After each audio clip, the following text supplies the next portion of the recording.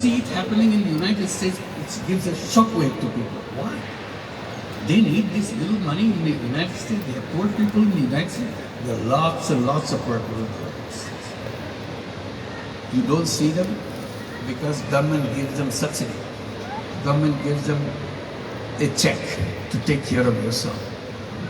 So you hide the poverty. Many countries cannot afford to do that. They don't have enough money. Government doesn't have enough money to pay everybody to survive, so on. So you see that poverty very clearly. So some people thought, why don't you bring it to the United States? In 2008, they created called Grameen America. Everybody laughed. We don't need Grameen America. This is not Bangladesh. This is not a poor country.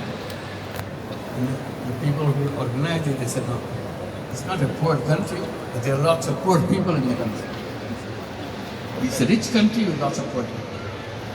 So that's what they did. Now, it is in 35 major cities in the United States. You name any city, probably this is one of those 35 cities. They have microcredit program addressing exclusively to women.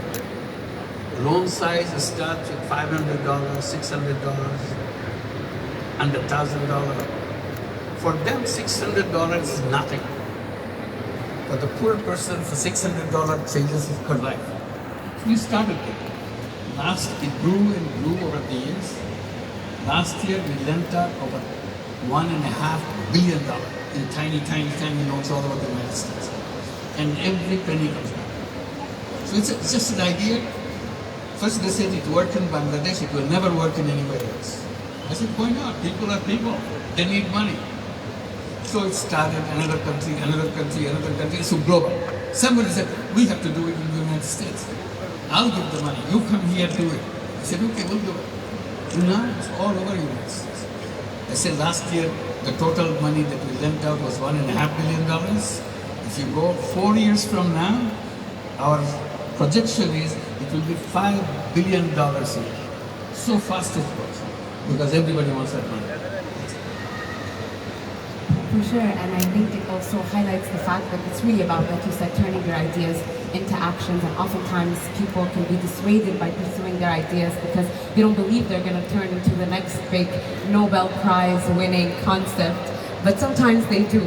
And so we're honored to have you. But on that note, I also want to talk about specifically today's global climate, one that's dominated by fatigue. We're facing a series of complex, interconnected challenges, and youth can oftentimes feel like they don't have the agency or capacity to address these issues. So what would your advice be to youth? Just before we hosted you, Your Excellency, our youth ambassadors were on this stage debating how they can reconcile sustainable development and eradicating poverty. It's no simple feat, but you understand, and as I'm sure you're aware in your experience, the complexities that underlie tackling two very complex issues. It can result in people feeling like they can't tackle either. So how do you restore hope for youth in tackling both of these issues, global issues at large? See, we are used to seeing things in the same way that we always see it. We don't want to change our perspective.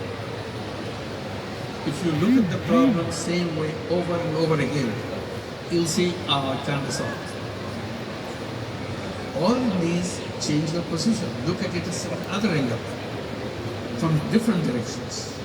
And suddenly you see, oh, there's another way. We have a solution. Environmental problem is not created by nature. Nature didn't create it. We human beings created it. Because we're so happy doing the way we do things, ignoring what damage we are doing to the world, what damage we do to the nature. We continuously damage the nature. To give just one example, there are many ways we do that. One example, we created a civilization which is based on waste reduction. We all continue to produce waste. We are very skillful in producing waste. We created an economy which is a waste-producing economy. They're always asking you, buy. You don't even think why you're buying it. It's fun to buy. It looks good to buy. I enjoy buying. The more you buy, the most waste you create. It's a whole economy is waste creating machine. Every day it's getting worse. We produce more waste than before. We promote creation of waste. Big sign is buy. New fashion. Fashion industry is nothing but force you to buy. You have a shirt? No, you need a different shirt, different color, different thing, different cut. You don't need a shirt, but they force you to buy, beating you up by always saying, oh, this you look good. Then you buy. They're continuously bombarding you to produce waste. And you fall victim. Then they say, bargain. So again, they're trying to pull you to produce waste. Sale. Discount. All the trap to produce waste. And we are enthusiastically producing this.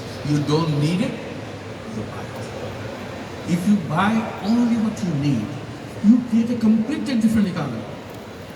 You don't produce waste. The waste is creating the problem. This world is becoming a graveyard of waste. Will disappear. So what we are encouraging, just give me the opportunity that you raise the subject. We're always talking about creating a new civilization.